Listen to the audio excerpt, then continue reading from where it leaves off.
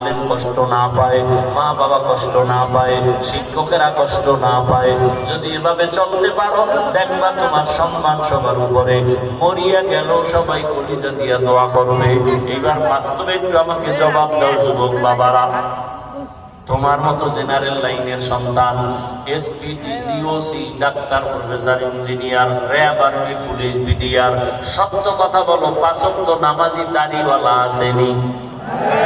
তোমার কপালে না জানি কার বদদোয়া লাগছে, বলো তুমি পারো না কেন? কুড়িগ্রামের বাজারে ঘুরো, কত ব্যবসায়ী আজান হয়ে গেলে দোকান বন্ধ করে নামাজে যায়। বলো বাবা তুমি কেন নামাজ পড়ো না? তোমার মতো যুবক তাকায় দেখো, রাস্তায় গাড়ি চালায়, নামাজ ছাড়ে না। বলো তোমার কপাল কেন খারাপ, তুমি কেন পারো না? তোমার মতো যুবক র্যাব, আর্মি, পুলিশ, বিডিআরের চাকরি করে, নামাজ পড়ে, নদীর মধ্যে মাছ ধরে নামাজ পড়ে। বলো তুমি কেন পারো না? তোমার মতো যুবক কৃষি কাজ করে নামাজ পড়ে, শ্রমিকের কাজ করে নামাজ পড়ে, তুমি কেন পারো না রে বাবা?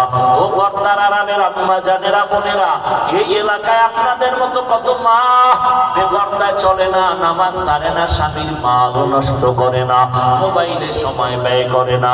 ও আম্মা জানেরা, আপনারা কেন পারেন না?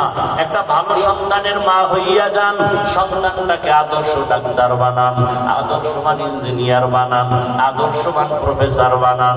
আপনিও আদর্শ শিক্ষা দিয়া যান। আপনার ব্যবহারে কোনদিন যেন স্বামী কষ্ট না পায়। নামাজ ছাড়বেন না, আর বেপরদায় চলবেন না, মোবাইলে সময় নষ্ট করবেন না, স্বামীর মাল খেয়ানত করবেন না। এরে আম্মা জান, আপনার সন্তানটা ভালো হলে আপনার সুনাম হবে, কবরে আপনি শান্তি পাবেন। কোরআন পড়াইয়া একটা সন্তান ডাক্তার বানাবেন, ডাক্তারিও করবে, কোরআন তেলাওয়াত করে মা বাবার জন্য দোয়া করবে। ও আম্মা জানেরা, এখনো কি তওবা করবেন না?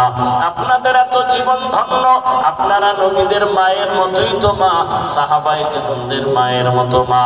আপনারা তো খাদিজা রাদিয়াল্লাহু আনহার মতো নারী, ফাতেমা রাদিয়াল্লাহু আনহার মতোই নারী, আপনারা তো আয়েশা রাদিয়াল্লাহু আনহার মতোই নারী।